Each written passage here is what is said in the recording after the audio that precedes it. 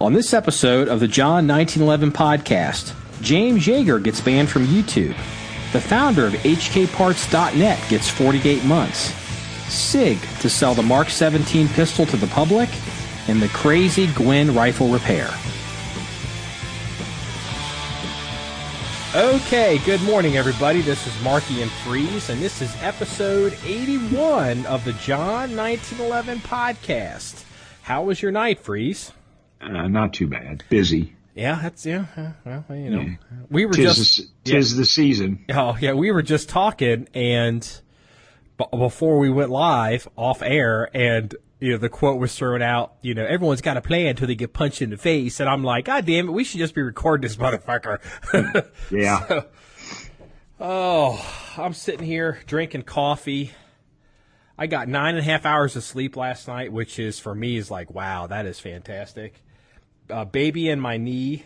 My left knee's been hurting me a little bit ever since the one time we were out there at the new range unloading all those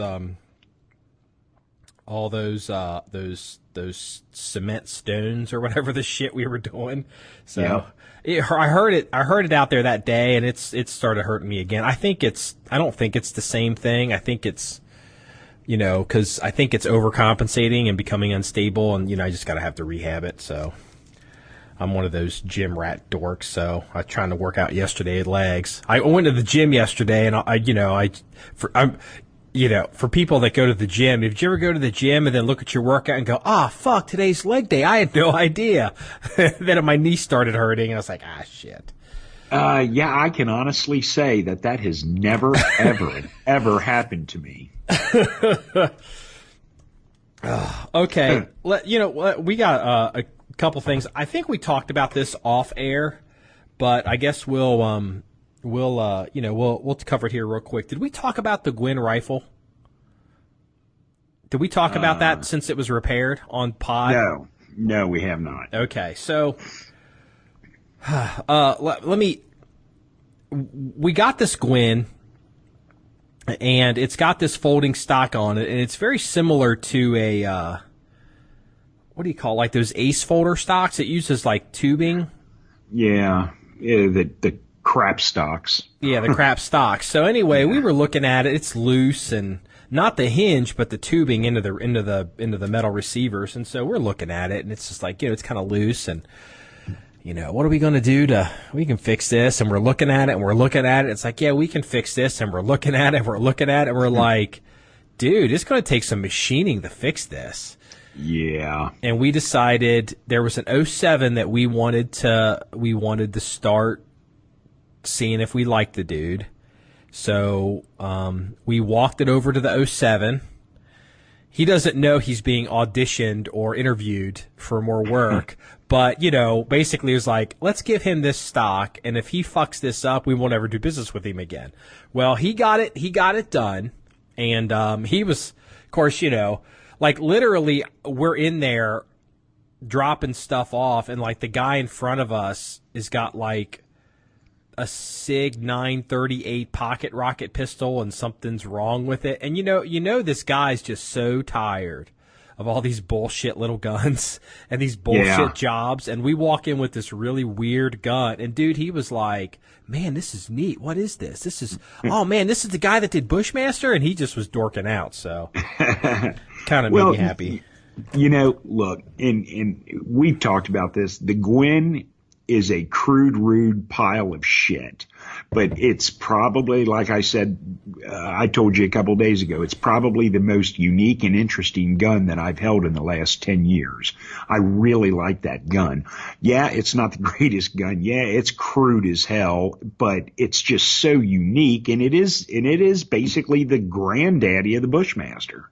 Yeah, it's the guy that founded Bushmaster was this Gwinn guy. And I think that's actually his name. So I'm not, you know. Yeah, no, his name, I don't know. It's, you know, Alexander Gwinn. I made up the Alexander part. I don't remember his first name, but yeah, his last name is Gwinn. Yeah, so Anyway, it's basically it's hard, and sometimes we try not to describe this kind of stuff. We don't do this stuff on podcasts because how do you describe this to people that are listening and they can't see it? But think of an ace stock. We will assume our listeners are decent gun people.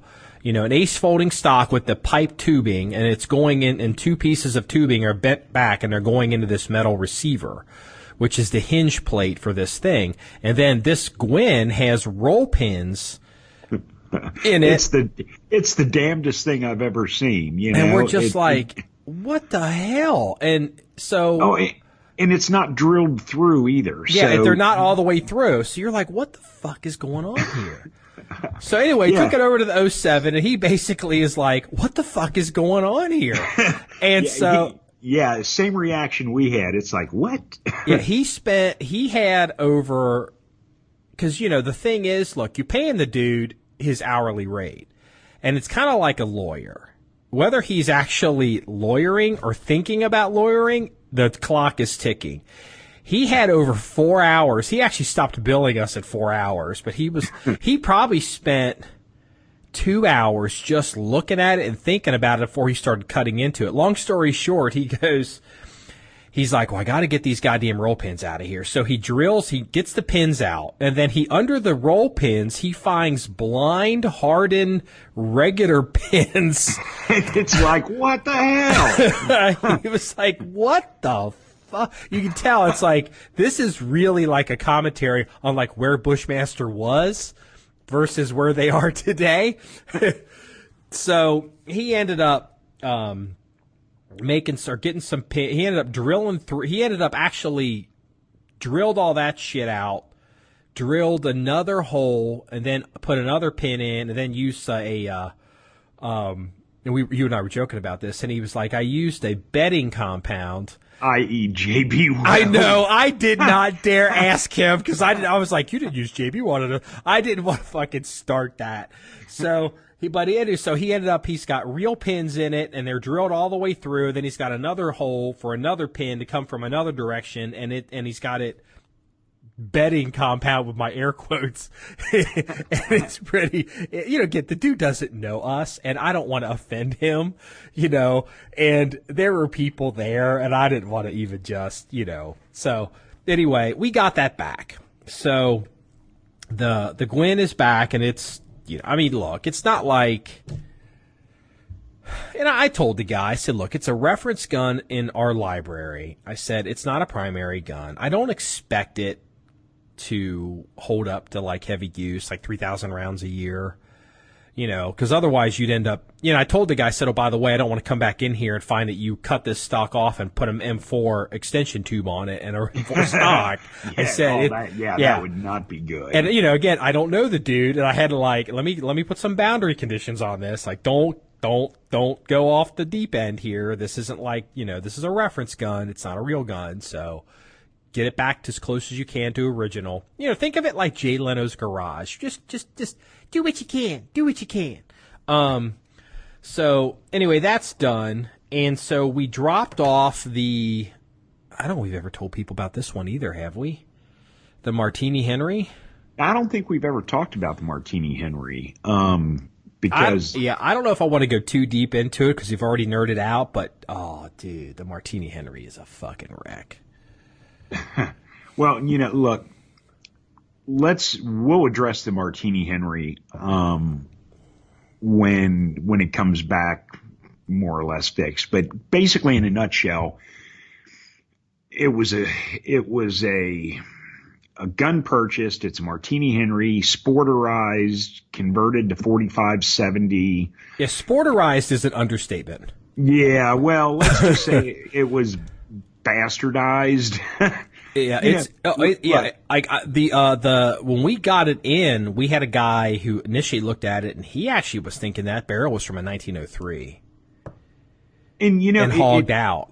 Yeah, it could be. This thing is just it's a Frankenstein. I don't. But it looks good though. It's a good job. Yeah, no, it's good, and when we get all the kinks worked out and it's shootable, we'll we'll feature it. We'll do videos, photographs and all that kind of good stuff. But the thing is, I don't even remember what the hell we paid for this damn gun, but it was too much. $600 or $700. Yeah, it was way too much for the condition of the gun when it came in. Well, we did not know that. No, I know. I mean, at the time, look, if the gun would have not been the train wreck that it is, it would have been a good deal. It was a gamble, and it's just like any time you buy something online. Sometimes you win, sometimes you lose, sometimes you break even. Yeah, we threw the dice on this one. We crapped out on it. We didn't. It didn't turn to a dumpster fire, but okay. Let me explain this. Okay, this gun is so old. It's not even technically a gun according to the ATF. The receiver. This came out of, is it like Montana or Wyoming, and some old guy, and so like really old guy, older than us, which is getting old. And, this gun, you could tell this gun was probably converted into 50s. Yeah. See, that's the problem though with this. That actually is considered a gun.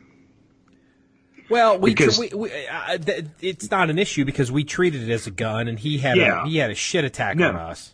Well, he had a shit attack because he's an old guy, and he doesn't. I mean, the truth is, if that gun was in its original format, it's pre-1898, which makes it a non-gun. But when that gun was converted and rebarreled in the 50s, that becomes a 50s modification, which makes it a real gun that has to be papered. See, I don't know that much about how like CNR and all this kind of stuff is. So anyway, but I didn't care. So, cause we had it shipped to a dealer and all that anyway. And he was like, and he had a, cause he's an old man, and to him, he was thinking he had to take it into his FFL. So we got our FFL to take his CNR license or some shit. And, it's like, fine, just put your goddamn driver's license in there. That's us. It's fine. They know us. We'll take care of it. He's like, you just, don't worry about it. It's not going to cost you any more money. So anyway, this gun, it came out of like Montana, Wyoming. I'm assuming it could have come out of Alaska, but the guy we bought it from was in the Montana, Wyoming area. And this gun, what they had done is, this is not like a Martini Henry that was sporterized. The only thing on this gun that's probably original is like the action. Like, it's got a custom barrel on it, custom bead sights. It's got custom wood, and they Parkerized it. I mean, it's kind of a neat ass gun. Yeah. It is. And they did a good job, like with the wood. Like they polished up the wood. Like, it's got some, it's not like up close. Like, you couldn't use this wood on like a Blaser shotgun in like England or some shit. But it's, it looks good for what it is. Yeah. And then I agree. And then, came in and we're looking at it, and, the dealer's looking at it, and we're all basically like, we better have the headspace checked on this. Well, and it's not only that, those that are familiar with Martini Henry, it's a single shot, and it's a falling block action. In the lever, which is the trigger guard, normally locks up when you push it up. There's a little tab in there, and it locks up. And some of them do, some of them don't. But this locking lever has been like cut down, and there's no latch on it. Yes. And it's like when you they put a pistol grip in the wood in the stock. So when they cut it for a pistol grip, they had to cut and bend the lever to fit up against the pistol grip. And it just doesn't lock up properly anymore. There's no locking latch on it. So one of the things he has to do is devise some type of a locking latch, and one of the reasons that I'm not doing a lot of these projects is because, one, I don't have a whole hell of a lot of time, but two, we got we're testing this guy out. I don't want to say testing him out, but basically we've got some major projects coming up that we need an 07 to complete. And doing these little projects like this are going to decide on whether this guy's going to do these other projects. Yeah, because there's some heavy machining involved in some of the bigger projects, and so we're basically giving him some little stuff that's been sitting and see how it goes. Because, like, I mean, we've got one project, dude, that it's full blown, like, major machining work, and it's like, I don't want to do it. You're like, we can do it, and I'm like, I don't want to fucking dick with it. And it's like, well, I mean, the problem is we don't have the proper machinery to do these projects, and we can do it, but it would take forever. Yeah, it would take forever. It's just not worth it. So, it just needs to be done by an 07. And on top of that, I would prefer it be done by an 07 because then it can be serialized, transferred back to us properly, and then it becomes a legitimate marketable piece. Yeah, and not that we ever sell anything, but you know what I'm saying. It becomes a serialized piece that you can actually sell. Well, for me in particular, especially when I'm traveling and working, it's easier. I mean, again, see, there's going to be people at home that don't understand this. There's going to be people at home that disagree with this, and it's, look, I don't care. It's like, look, at the end of the day, like, look, I had this conversation with a cop like 5 years ago, and he had this it was like M4-ish type, M forgery, we'll call it an M forgery, and he was using it as a work gun.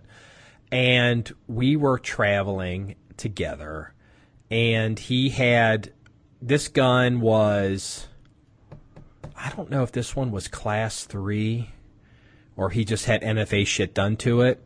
He may have had a bunch of NFA stuff done to it.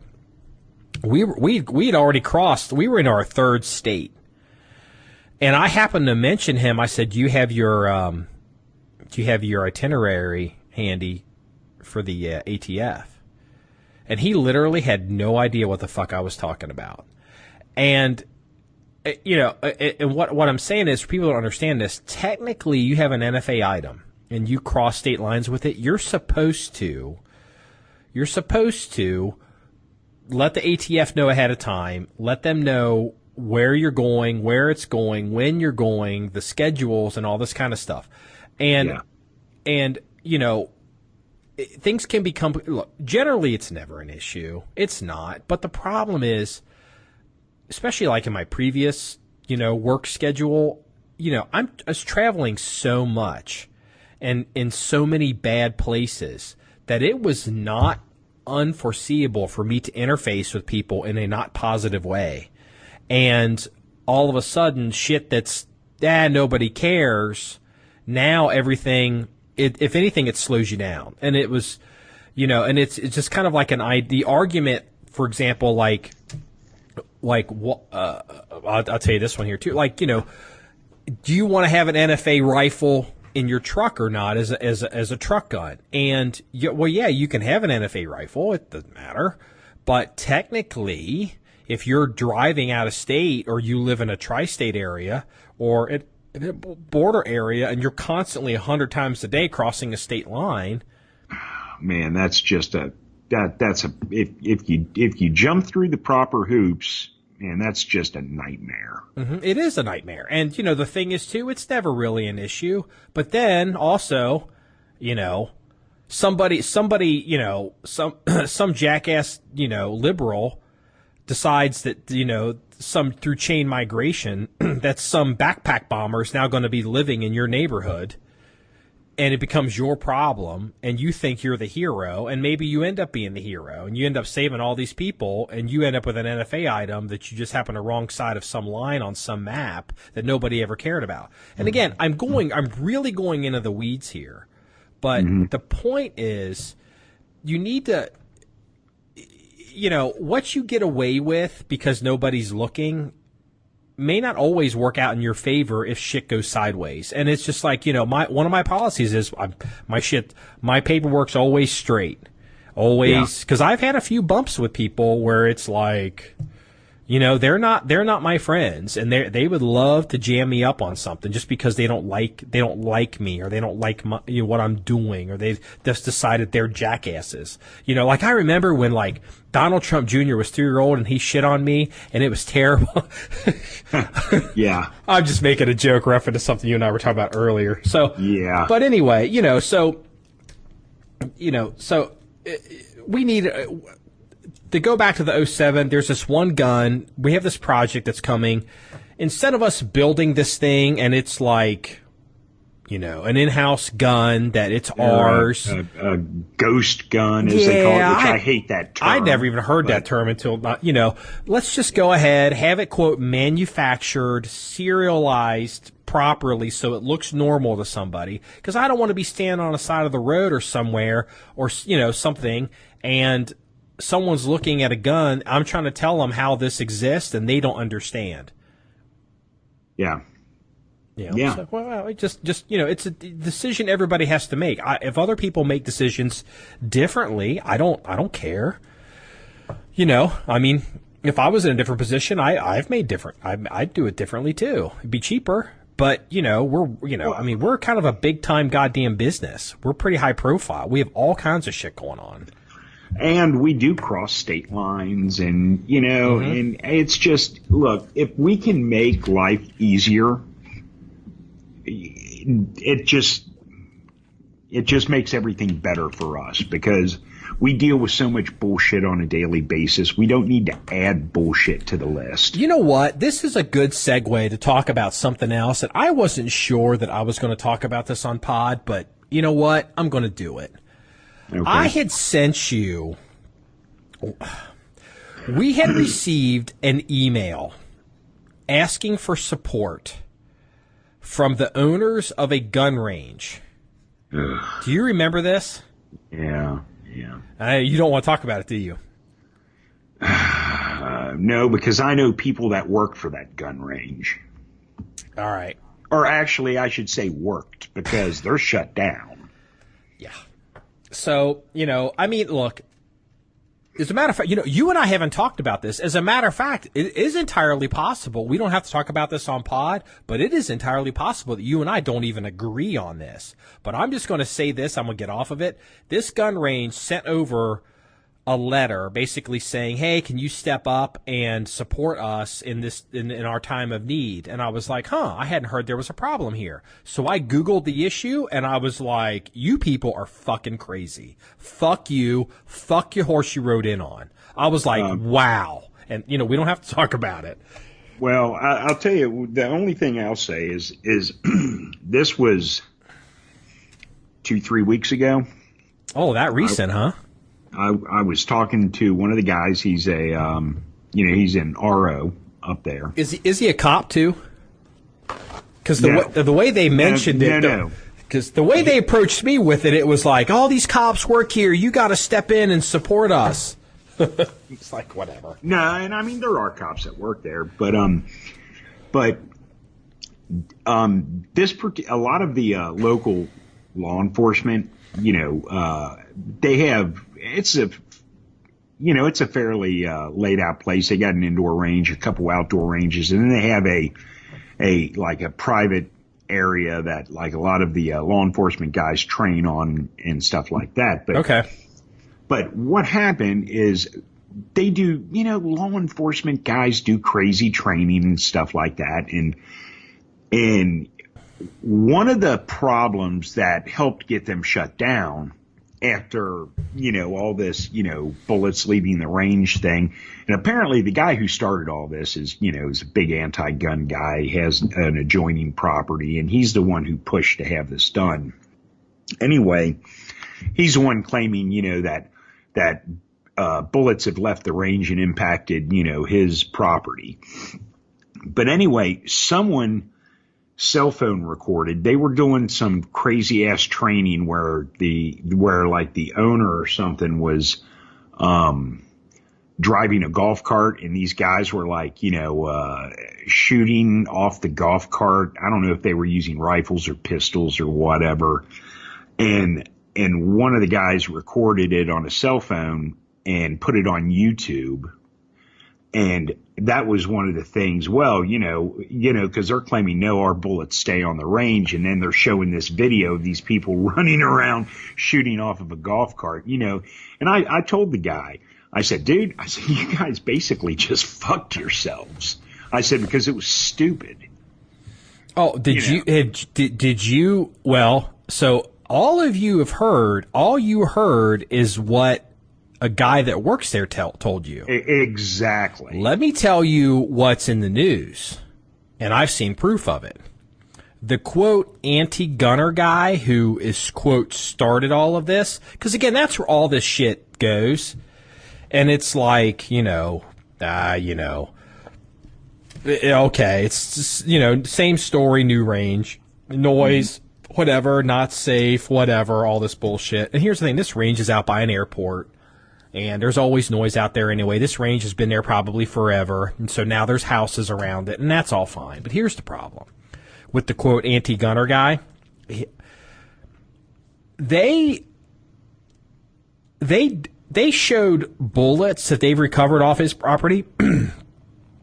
It was like 3 piles of bullets. First of all, and they're all handgun rounds. It's not like it's high-powered rifle cause look, no range can eat all the bullets, especially stuff. Every time you watch, anyone that's listening to our podcast, if you watch a YouTube video or a video where someone's shooting in a match and you hear bang, bang, bang, pew, what that is a bullet has gone up. It's hit something hard, steel targets, and it's gone up. But the thing is, when bullets go up, they don't come down with a lot of, look, if you dropped a bullet from like space, and it came down, if it survived the heat, but it would come down with a lot of force. But it's like throwing a baseball up in the air. It doesn't come down any faster than you threw it up. It slows down. So, look, no bullets ever leave the range. That's horseshit. The bullets will leave the range. This guy's property had so many bullets on it, and they weren't even rifle bullets. They weren't deformed rifle bullets. It looked like it was all handgun, mostly 45s. And it was like, that's odd. And then he showed a bullet hole, and it was a pretty fresh bullet hole, and it was in a tree trunk. And it was about 4 feet off the ground, and you could tell that this was not, this thing did not come straight down from like a ricochet getting launched in the air. This came straight across at him. So that you're looking at this and you're like, damn. And then check this out. Something else had happened up there. And somebody was like, I don't know if it was this guy or if it was somebody else. But they were like, this is crazy. There's bullets flying everywhere. I'm calling the cops. So they called the cops. The local sheriff's office shows up, and literally the cops are diving for cover behind their cruisers. And then they go over to the goddamn gun range, and they're finding people shooting guns in like some crazy area that's not even set up as a shooting lane. So, here's my point. So, and then, so all this went crazy. They've shut all this down.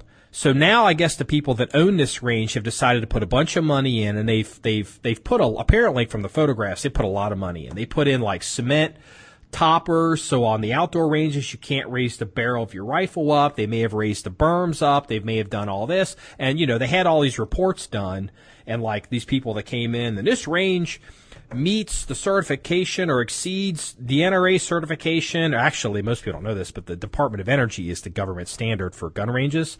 We happen to know this because we're building a gun range. This meets and exceeds DOE standards and all this.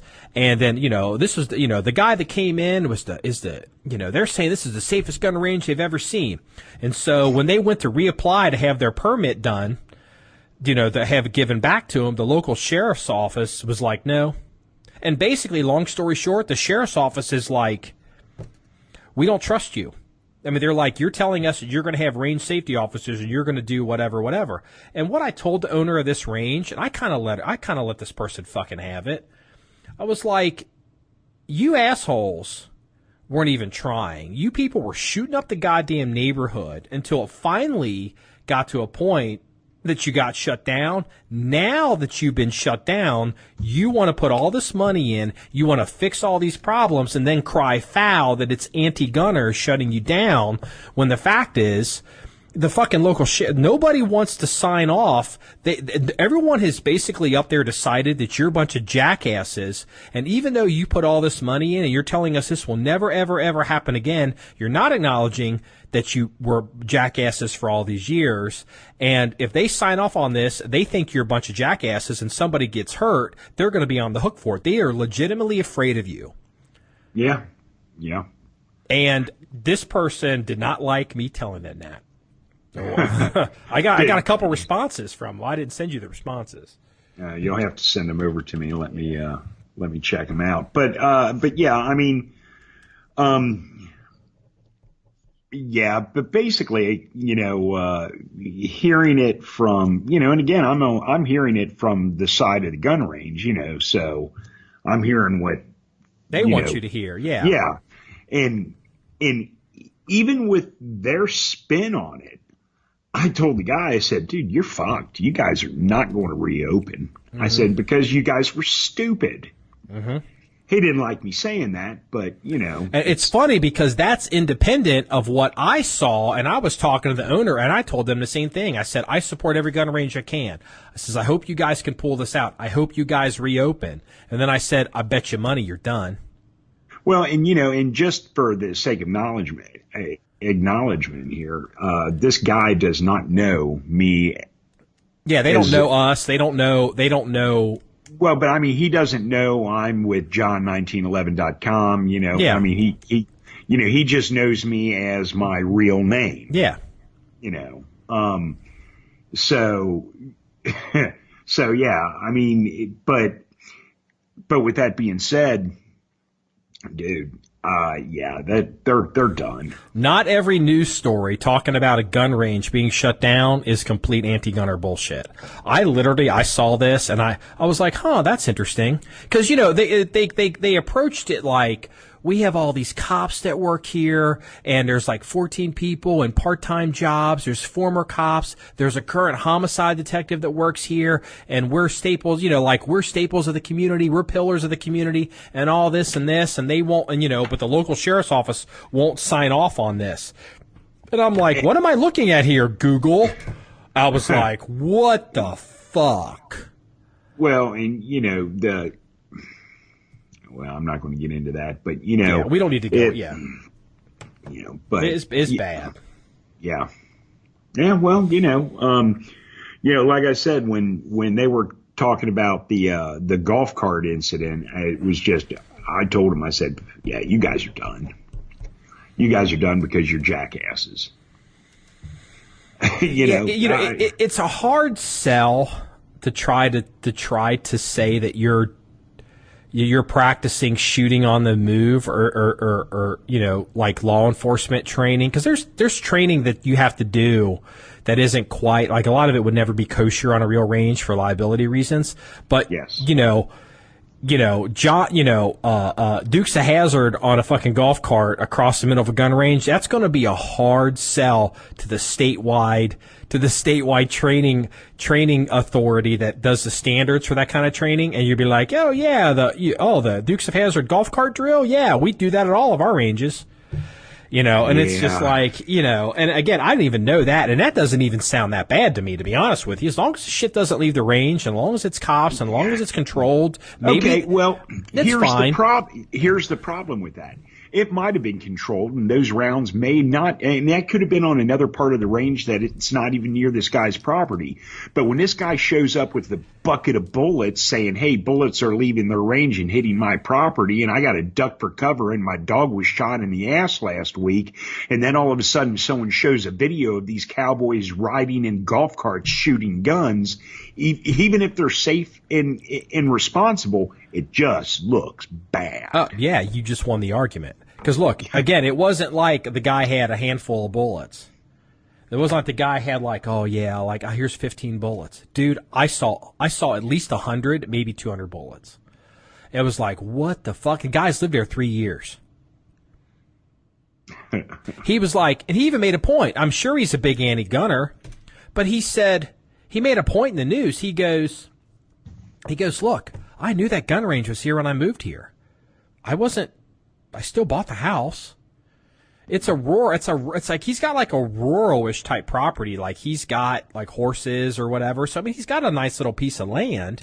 He's like, I said, the gun range I knew the gun range was there. He says, I said, I mean, they didn't say this, but it's like he's right by the goddamn airport.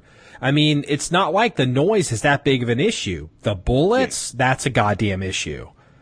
And it's like, it's just, I actually pissed me off. I was like, you fucking, I think it's a woman that owns this fucking range. And I was just like, fuck you. I was like, fuck you. I don't know. I got the impression it was a guy. It could be a guy with it was just, I was pissed. Speaking of fucked up, you had sent me a news article that the guy that owns or founded, I guess I'm going to update, the HKparts.net guy's going to jail. Yeah, he is. Well, and I don't know if we talked about it on a podcast way, way, way back, but I mean, this has been going on for several years. And I mean, I don't know if we didn't talk about it on a podcast, we talked about it personally. I mean, we knew this guy was screwed because, again, he was a jackass. Yeah. Well, see, here's the thing. Like I'd heard a couple years ago that the owner of HKparts.net had said some issues with the ATF and agreed to give up his license and never apply for a license and all this other kind of shit. And, I was like, well, I guess they're done. Well, here's the thing. We ordered magazine extension base plates from HKparts.net, I don't know, 2 months ago. Yeah. And apparently what's happened is, I guess the guy's name is Adam Weber. Adam Weber of HK Parts convicted. And, excuse me, here we go.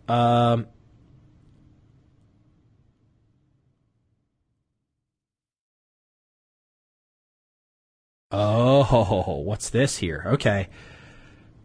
I don't know where HKparts.net, but there's something here with a Dallas pawn shop had an SBR HK53. It had been registered to the NFA.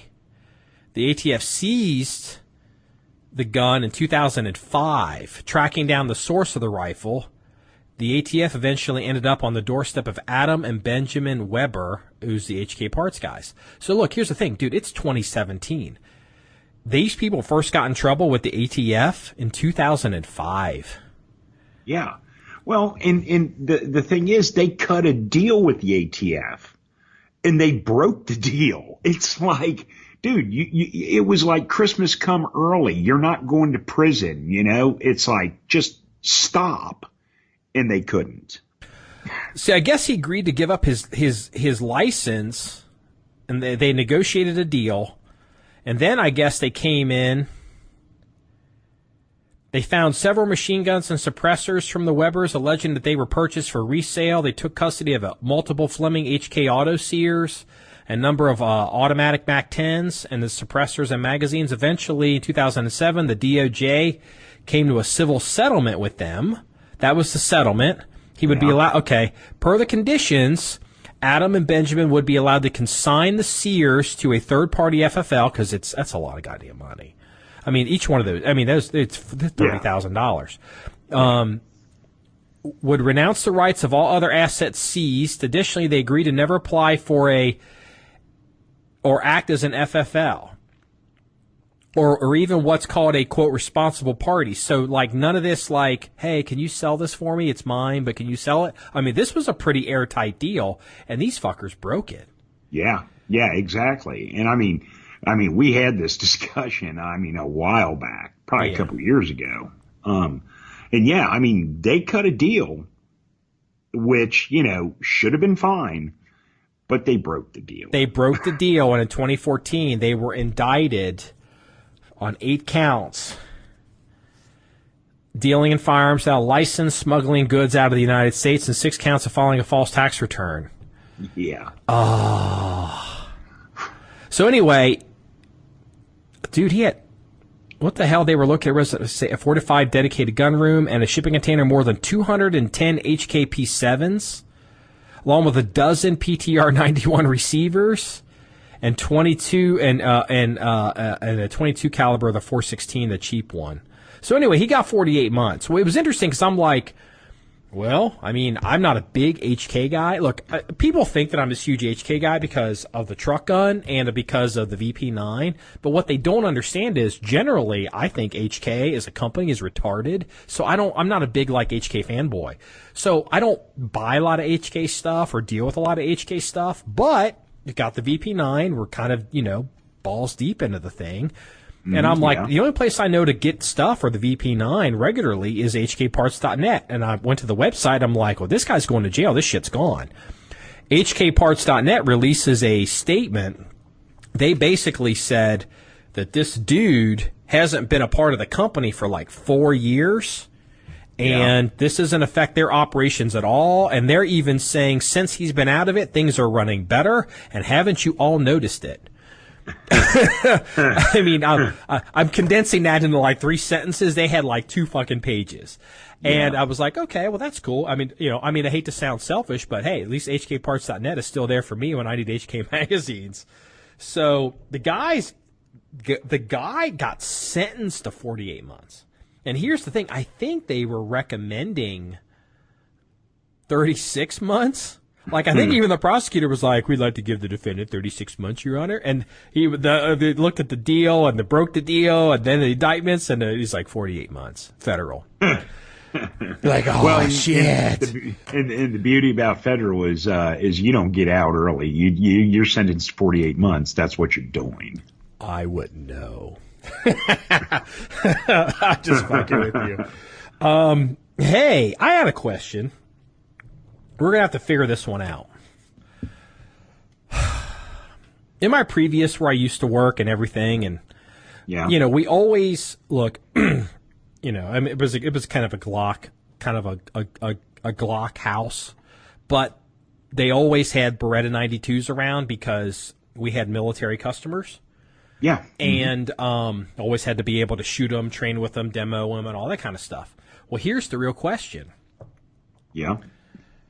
Sig Sauer, and I knew they would do this, Sig Sauer has apparently decided that they are going to now sell the Sig, I'm calling it the Mark 17, MK17, the P320 with the thumb safety on it that won the military contract. Here's the question. First of all, because you're a big Sig fanboy. Mm-hmm, yes.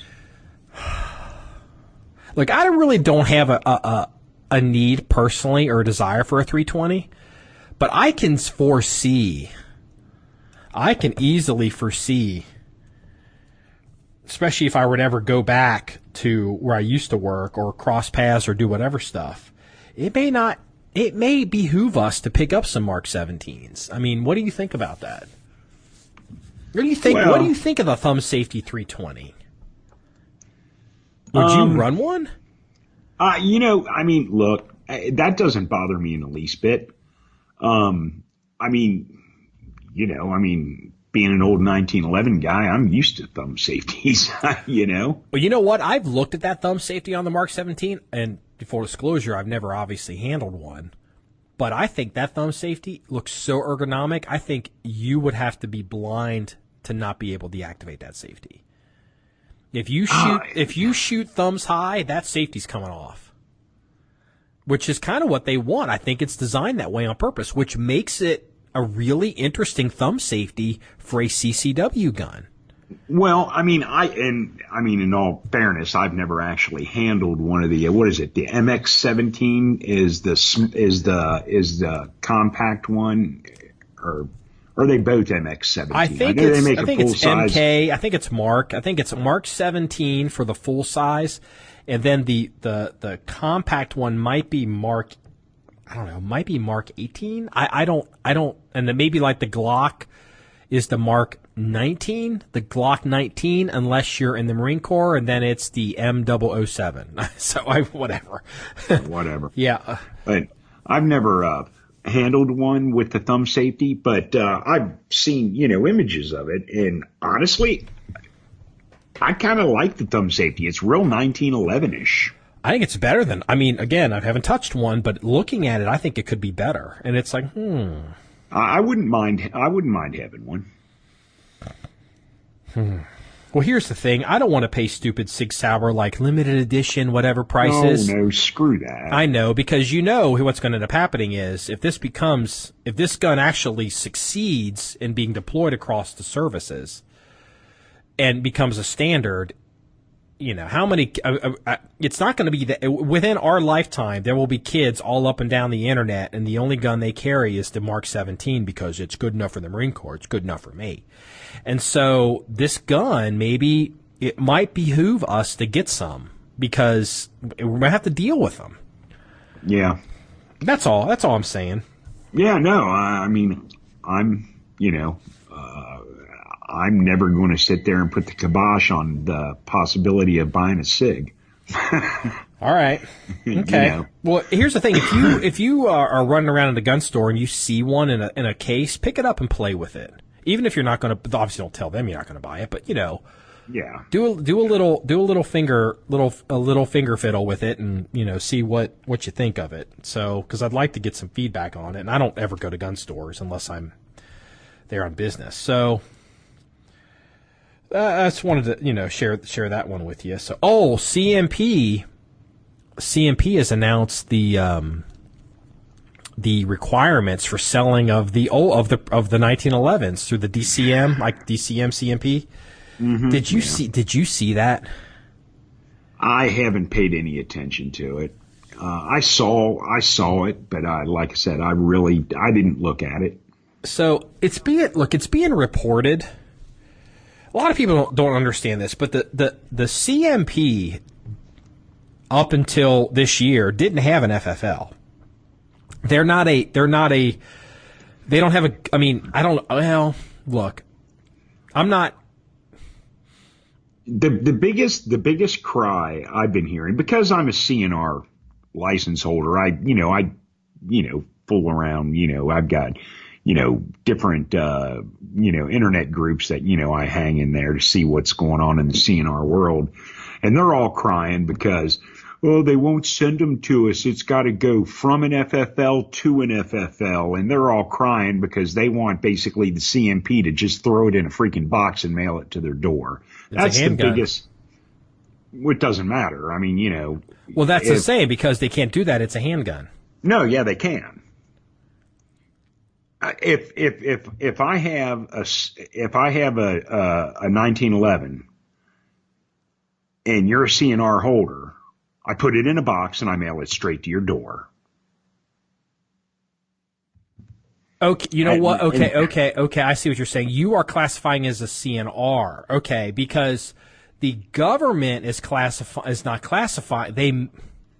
They're handling it as a new handgun, because you're buying it. They're handling it as a new handgun. So what ended up happening is CMP had to go get a gun license. But what they're reporting is they're reporting 2 NICS checks. You want to give money to CMP for a 1911. They do a NICS check. Them, and then they send it to your FFL of choice, and then you've got to do a NICS check. A second NICS check. Yes. Yeah. And basically all the CNR guys are like, this is bullshit. They ought to just, we got a CNR license, they just send it to us, but they're crying about it. But, it's the government, it's the CMP. They're doing things, above board. If you want one and you want to spend the money, because they're going to be, about $1,000 or. Oh, they're $1,200. Okay. So if you want to pony up to $1,200, just do it. I mean, or wait till they start hitting the market, and then buy one from someone else who wants to unload it down the road. You'll pay more than $1,200 for it, but it is what it is. Well, here's the question I have. Check this one out. We go to Camp Harry every year. Mm-hmm. We're Ohio residents. I've never said that publicly, but, we reside in Ohio. Yep. And, as much as I'm here, I go up to CMP, do the paperwork, walk out with a rifle. Here's the thing. Okay.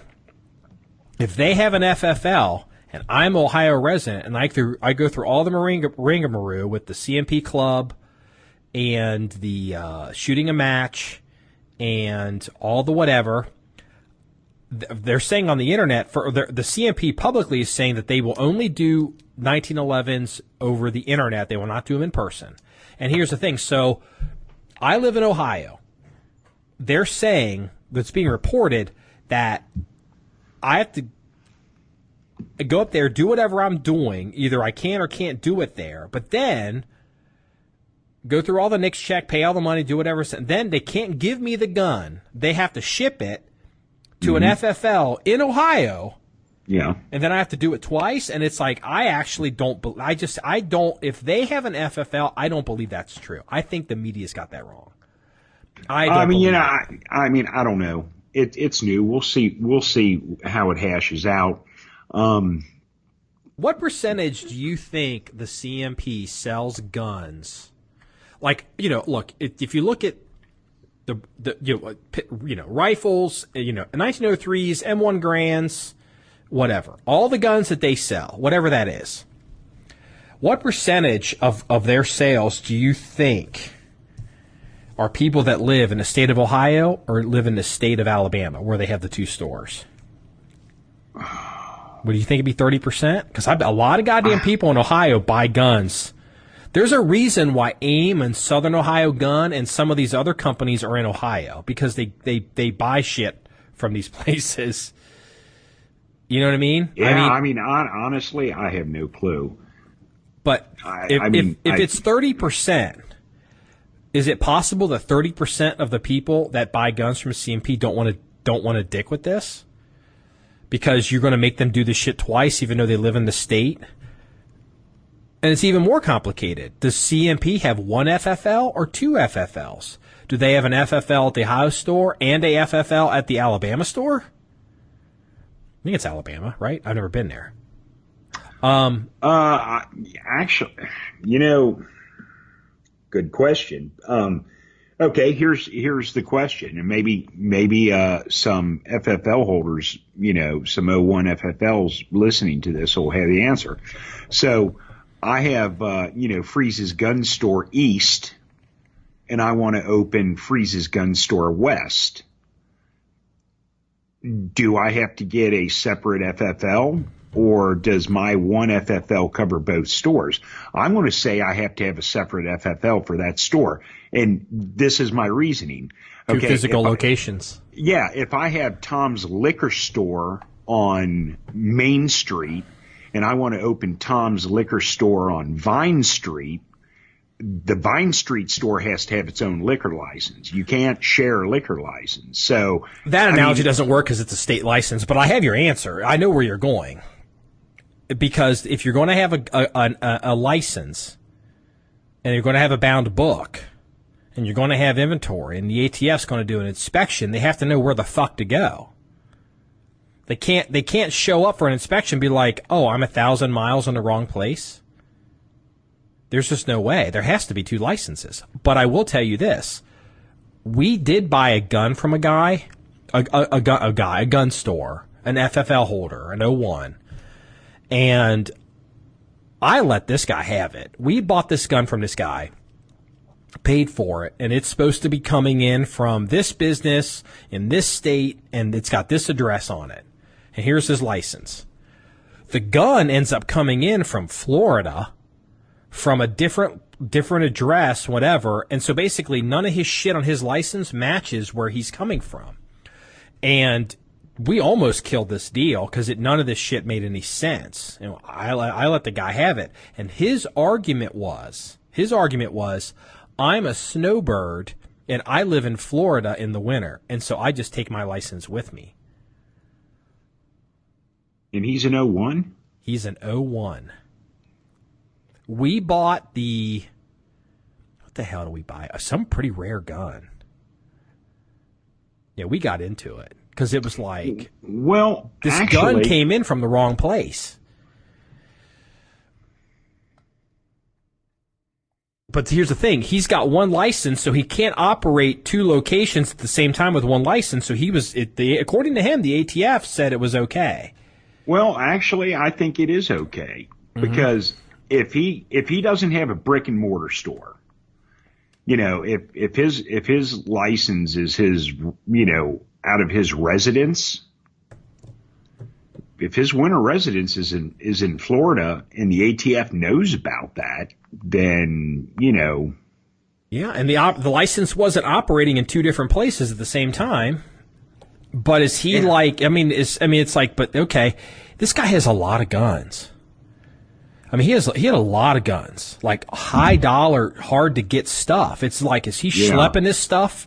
And here's the thing too. It was kind of weird. Like, if I remember correctly, his license might have been out of like Massachusetts. It was out of some bullshit place. It was like, and it was like, that's what it really caused a lot of drama because it freaked everybody out and we didn't know.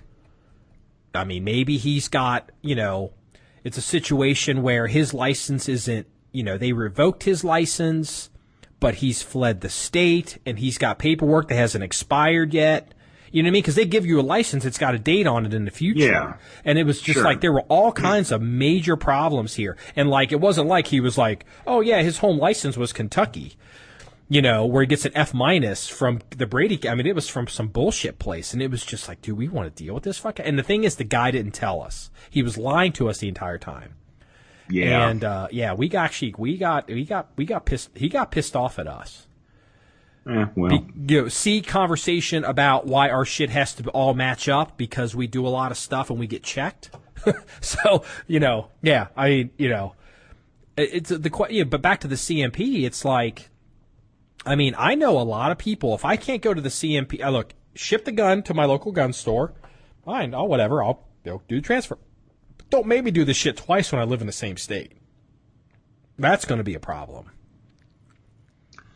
Well, what about this? What happens if they approve your NICS check up at the gun store at Camp Harry, and then for some reason you're at the gun store in in whatever, and you get delayed, and you're in the same state?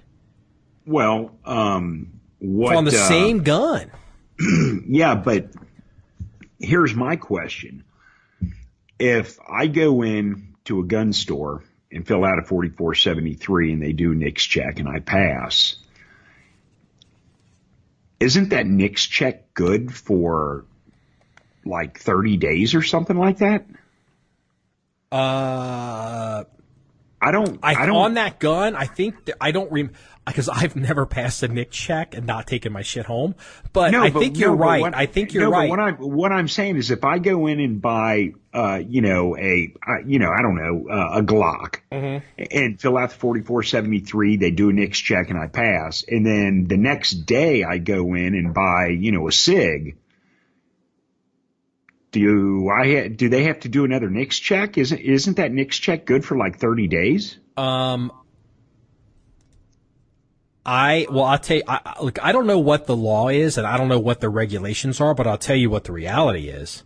I've gone into gun stores multiple days, multiple times a month, and every time I bought a gun, had to do another NICS check on a new gun. Because they call it in, give the serial number, it's a new serial number, it's a different gun. I mean, that NICS check may, like, if I buy a Glock and for some reason they're like, hey, you passed, you got delayed, go ahead and go. And then, they call back and say, oh, Marky's fine. It was his riboflavin that was off, and so we delayed him for 24 hours. But then I go out of the country. I think I've got 30 days to pick up that gun. I think that's what you might be referring to. But from a practical standpoint, what you're basically looking at is just like the CNR guys that go into the FFL, and they're like, I have a CNR license, and I want to buy that Luger pistol because it's CNR, and I don't have to do a NICS check. And how many retail FFL dealers look at that guy and go, here's your 4473, shut the fuck up and fill it out or get out? I don't, you know what I'm saying? Do you know a gun store that basically every time you come in to buy a gun, gets a fucking NICS check? Because at the end of the day, it doesn't matter what the regulation says. You and I both know that the ATF agents that show up and do the inspections have their own standards that are always more strict than the regulations, and there's shit they don't like to see. Yeah. Mm-hmm. I don't know. That's a good question. I don't know. Okay, here we go. This is from the ATF website. A NICS check is valid for 30 calendar days for any transaction. One transaction. Yes, a 30-day calendar period is counted beginning on the day after NICS. Okay, now that's important, because if I'm buying a 1911 from the CMP and they ship it to my FFL, that's still one fucking transaction. You know what it is? I think I just figured it out. Check this out. Dude, you know how fucking busy the CMP is? You know why they're doing 2 NICS checks? Because they want to make sure that by the time you give them the money and they get done dicking on their end, they can't guarantee they're going to get that gun to you in time for the 1 NICS check. That's why there's 2. I just figured it out. That's why there's 2. You know what? That's what it is. Well, and right here, this is, I just told you from the ATF website, it's good for 30 calendar days. They give 2 examples. Example 1, a NICS check is initiated on May 15th. The licensee receives a receipt from NICS.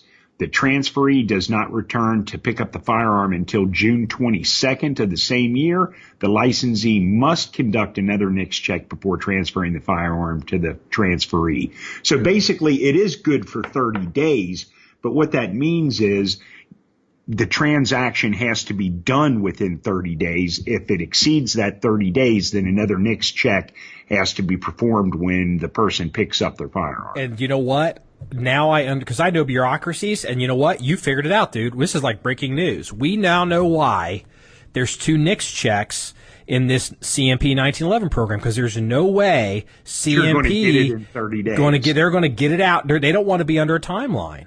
Yeah. So, and here's the thing. They're going to err on the side of caution. So say you buy your gun from the CMP, they do the NICS check, and 20 days later it arrives at your FFL. They're saying, you know what, you got to do another NICS check. And it's like, well, it's in 30 days. But here's the problem. They just make things simple. It's one rule across the board, because the next guy that orders one, it might take 35 days to get to his FFL. Correct. And check this out. Here's the other issue with CMP. Okay, they may be rushing to get these guns running. You know what I mean? It's not like they're like, somebody gives their money. Maybe they want to, maybe they can do a NICS check on the serial number. They're like, this frame will go out for this guy's gun, but we still got to put it together. You know what I mean? And they're rushing to get shit. They don't want to jam themselves up on a 30-day timeline. That's exactly what it is, dude. Yeah. That's exactly what it is. You're right. And then here's the other nightmare. You do all this shit, you get these guns running, you're back at, people, it's now forming a queue, and people are getting backed up behind you, and then you send a gun out and it ends up coming back, which causes more problems. Yeah. And that's, needlessly taking guns out of circulation for people that are in line, because there's only 10,000 a year, and there's going to be a big rush. And you know what? I can't believe I'm saying this. If I worked at CMP, I can't fucking believe I'm saying this. I would probably require 2 NICS checks, because I don't want to get jammed up on a timeline. Yeah. I mean, Christmas is coming. Remember we were running tactical t-shirts. How many times would people place a fuck ton large order for a bunch of shirts 10 days before Christmas, and they would be in Australia? Yeah, and actually, like, that's actually an example that happened. That is, and it's like we end up jamming us up. But kudos to us, they did get it before Christmas. No, they got it. I think it was Christmas Day. Was it Christmas Day? I thought it was Christmas Eve. It was one of the 2 days when, like, here they don't deliver, and you were like, they delivered, and we actually got an email. They're like, it got here today. Hallelujah. And we're like, hold on, how the hell that's possible? We're like, oh, we're so happy. Of course, we're like, you motherfucker. Didn't say that. God damn it. Let's see here. Oh, you know what? We got to talk about this. This is a big story. I want you to be easy here. Okay? I'm going to preface. Everyone listening right now, don't pay attention to what I'm saying. Freeze. Think about what you say before you say it. Okay? Okay. James Yeager got banned from YouTube.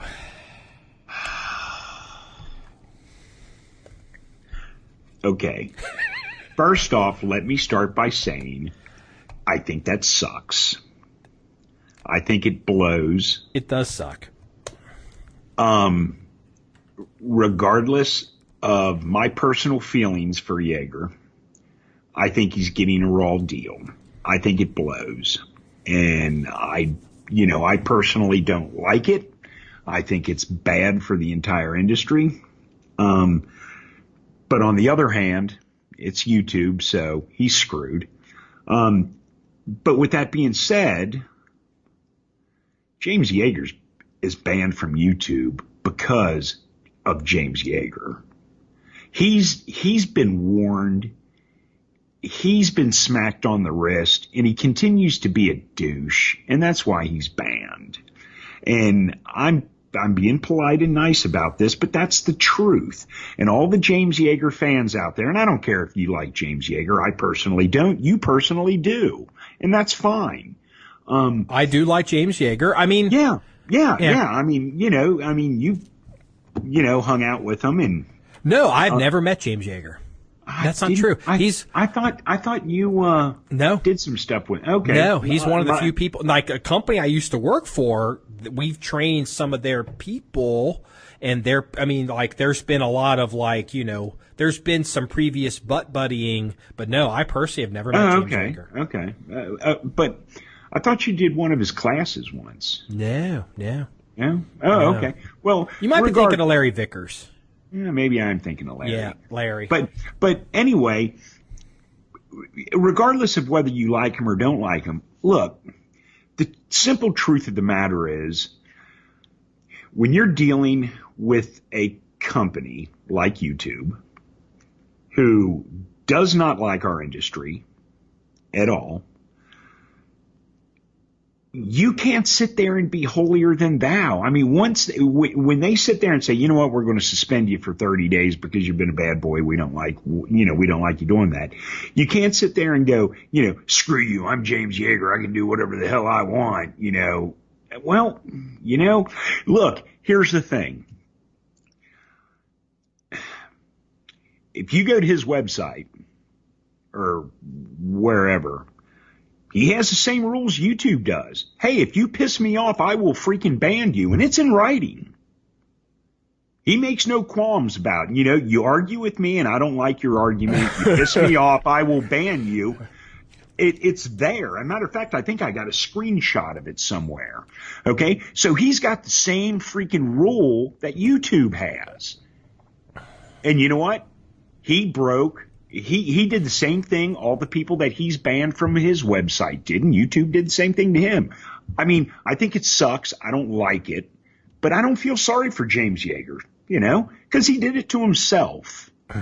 I'm gonna make a couple points. I'm gonna add a couple data points to this that you probably are not aware of. Because again, you're not a fan of James Yeager, and I'm not like a super fan of James Yeager.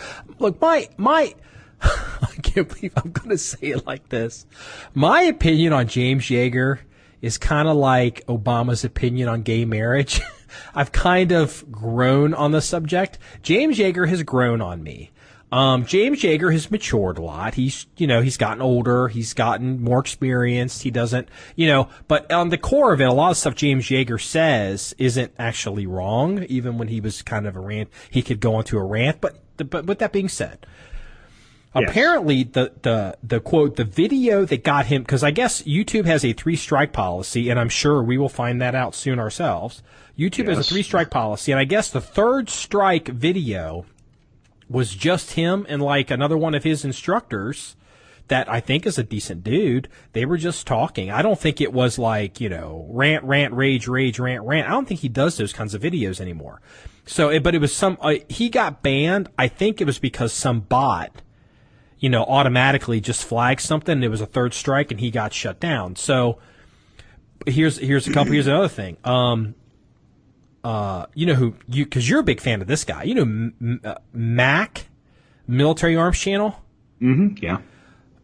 He has come out, and he said he just got a strike on, the strike policy with YouTube. He got a strike on an SKS video that he posted, I don't know, a long time ago. Just some strike, and he said that he is going to fight this strike. I guess it's his whatever. But his argument, he says, in the history of my channel, he said, this is actually my 4th strike. I've actually been able to have strikes undone in the past.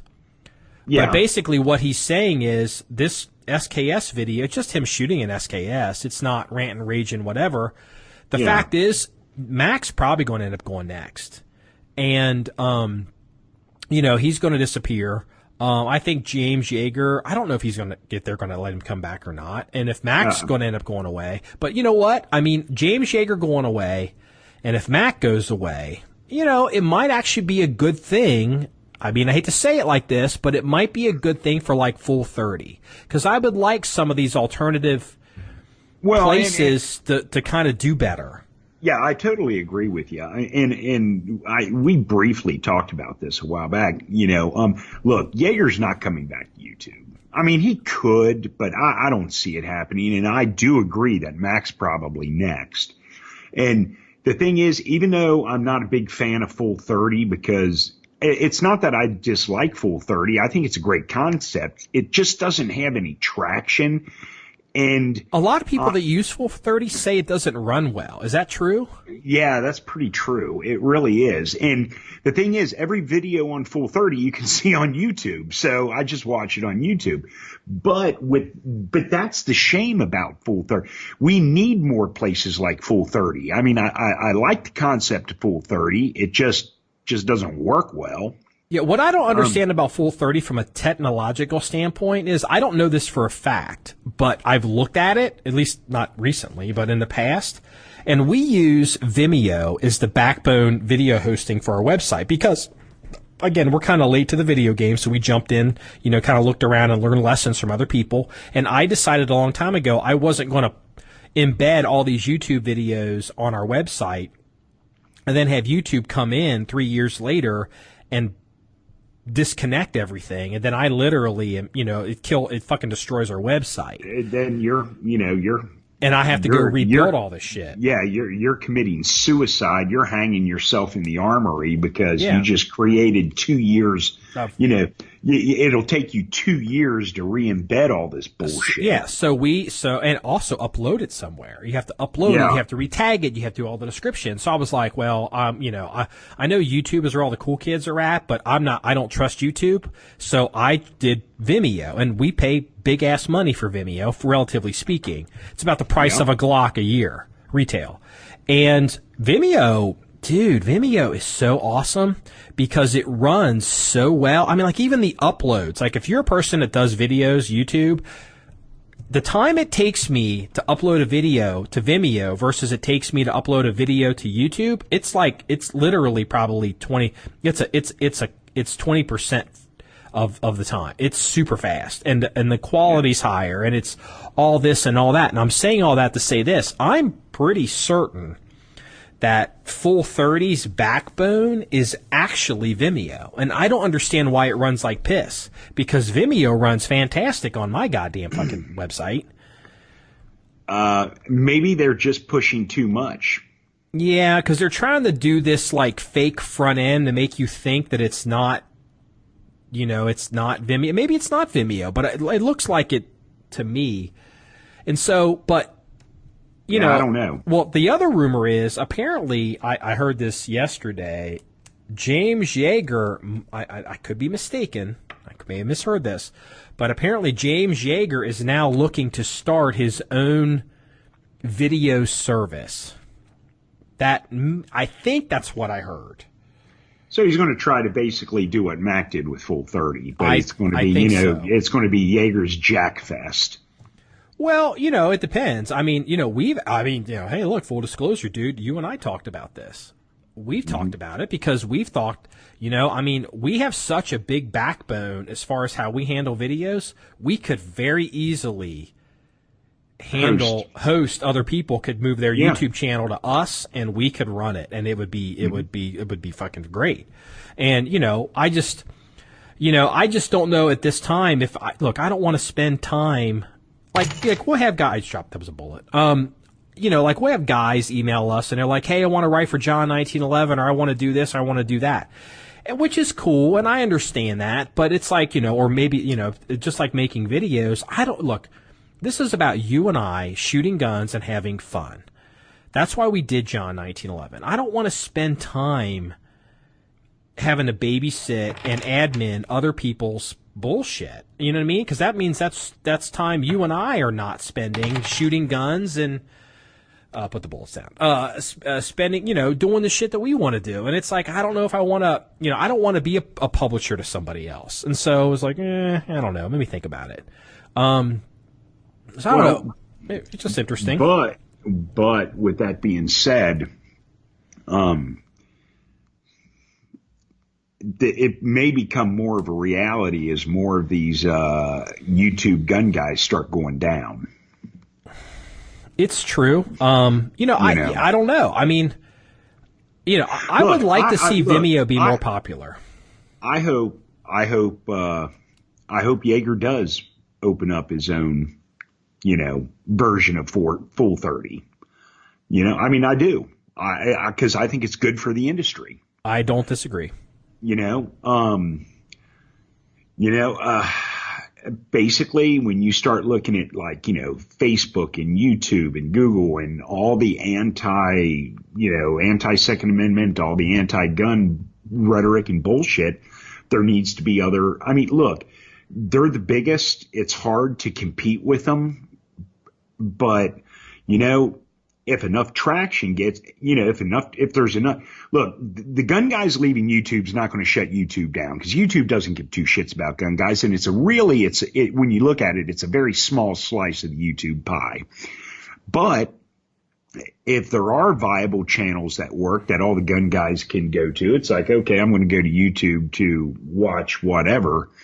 You know, but it's like, oh, okay, you know, I want to watch a video on how to build, an AR-15. Well, then you go to, you know, channel whatever, you know. Yeah. And honestly, the more people that do it, the more traction it'll get, the better it'll be, you know. I think it's, you know, like I said, I hope Yeager does get something started. I really do. Yeah. I wish him the best. You know, I do too. I mean, here's the thing. If he actually were to create, I mean, just from a distribution standpoint, like when we make a video, I obviously upload it to Vimeo and I, you know, embed it on our website, John1911.com, the blog page. You can watch anything we publish there. You can listen to any podcast, watch any video. But I'm not stupid. I also publish it to Facebook. I take the same video, I publish it to YouTube. And, you know what? If Mac would let me publish directly to Full 30, I would publish it to Full 30, and I would publish it to wherever, because it's kind of like syndication. The important thing is to get the content out there so people can see it. So, absolutely. I mean, if Yeager opens up a service and, you know, he'd probably have to charge us money. I mean, I would consider it even for a fee. It would depend. I mean, I don't know. We'll see what it is. I mean, I'll syndicate to him. I don't care. Yeah. You know, as long as it's our channel, you know, or whatever, our little mini property. I mean, yeah. So, but I think, you know, have you noticed this? Because, you know, people are like, oh, these gun people, it's going to be whatever, and, you know, we're out of here.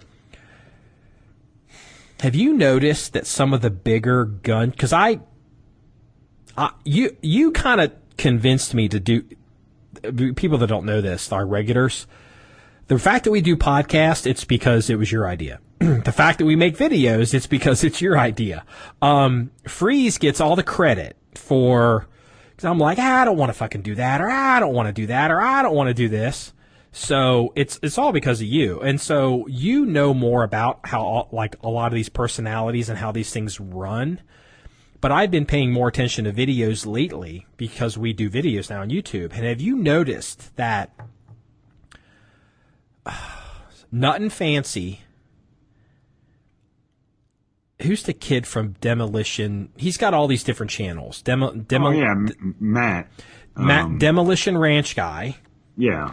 Mm-hmm.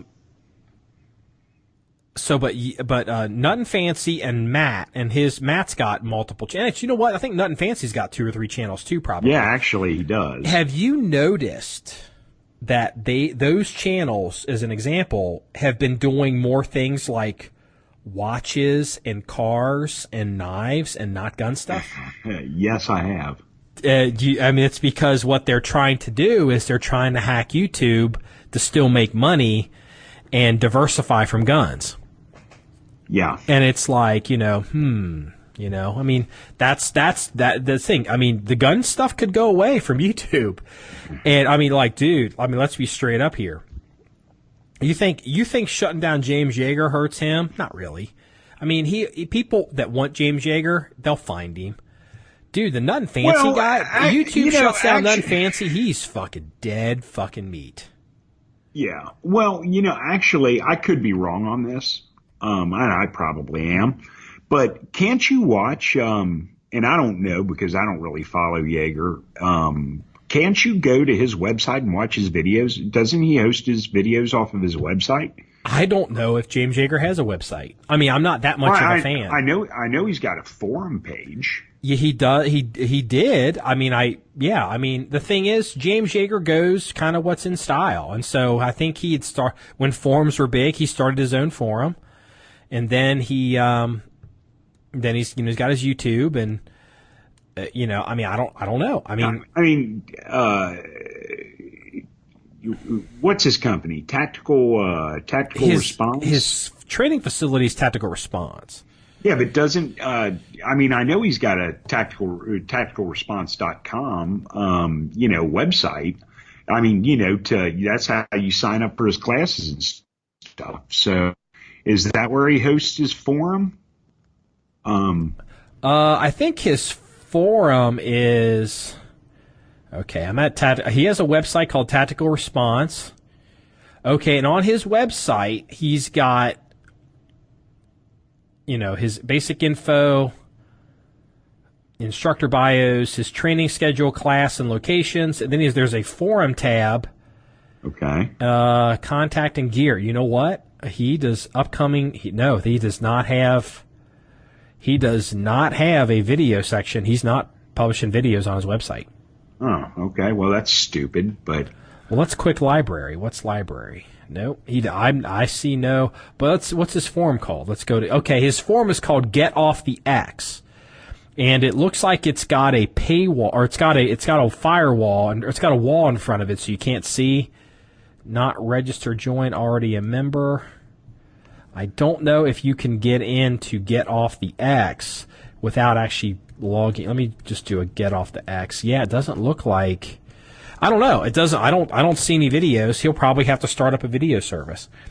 So yeah, I don't know. I mean, I get basically the answer to your question is no. He does not. Oh, okay. Well, because if he did, if he doesn't now, I assume he will be soon. He will be soon. So and the thing is, it's one of those things. Somebody could roll in and be like, well, he has it because. It's just here and I'm an idiot. It's like, okay, fine. But here's the thing. As a normal person, if I can't find it in about 3 seconds, it might as well not exist. Yeah, because then you just move on. So, yeah, that's kind of like one of the business things. So, Hey, do you want to tell people what's going on with my truck gun? Or should we sit back on that? Let's sit back on that. Because, I don't like talking about scars.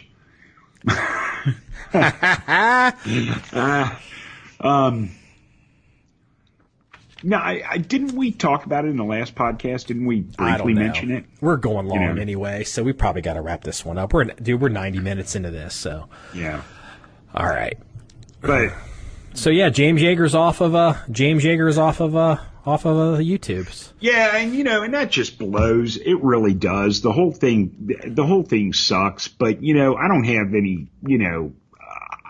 I don't feel sorry for him because he brings that shit on himself because, well, he is what he is.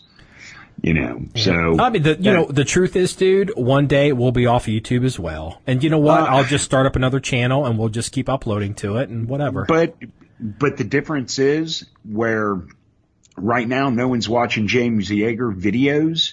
When YouTube kicks us off, people will still be watching John1911 videos. That's the big difference. Yeah, it is. I mean, look, guys like James Yeager and Nuttin' Fancy and who's the guy, old guy in Tennessee everybody likes? Oh, Hickok 45. Those guys, if they had to do it over again, they would have basically every time they made a video and uploaded it to YouTube, they would have also uploaded it and had it someplace else so people could find their videos. But see, these people have Nuttin' Fancy's been making videos for like 10 years. Yeah. But like, okay, like I was saying before, it's like no one's watching James Yeager videos because they're gone. They're not gone, but they're not accessible. They might be.